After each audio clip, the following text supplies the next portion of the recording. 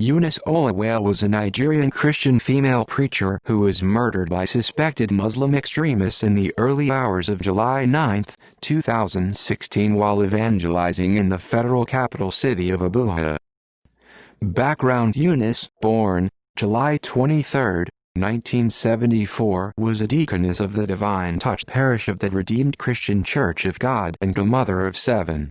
She was an indigene of Ekiti State and had been married to her husband, Elisha Olawale, from Ondo State since 2000. She was described by her husband as hard-working, God-fearing and supportive in sustaining the family. She was also described by others as a humble woman and a passionate preacher. The family lived in the Kubwa area of the capital city of Abuja, Nigeria. She was well known to have been preaching in that area for many years.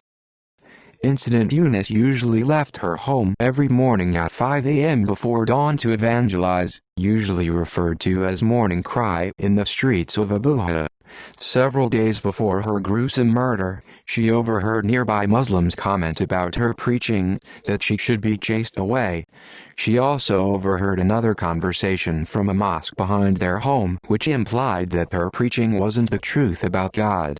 After she informed her husband about what she heard, he cautioned her to be careful.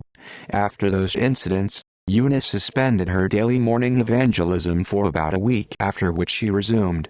A Muslim cleric who came to their house requested for food for his Islamic school. After she stated that she didn't have any food to give him at that time, he left. Eunice was murdered on the 9th of July, 2016 after she left the house at the usual time to preach. According to several media reports, Eunice was murdered between 5 a.m. and 5:30 a.m. Accounts differ as to the exact manner she was murdered. Several reports stated that she was beheaded and stabbed. Other sources stated that she was stabbed multiple times in the stomach and the leg before bleeding to death. People heard her screaming, "Blood of Jesus!" at about the time she was murdered. At around 6:30 to 7:30 a.m., her husband Olawale woke up from his bed.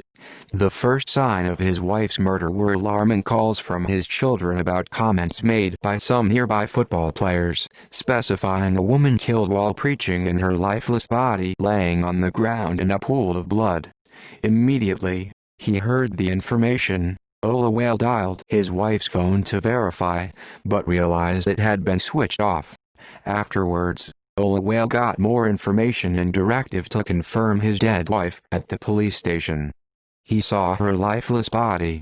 Her megaphone, Bible and mobile phone were still close to her body.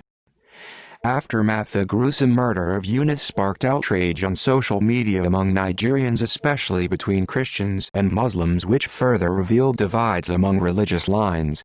The state of religious tolerance in the country became an issue of concern.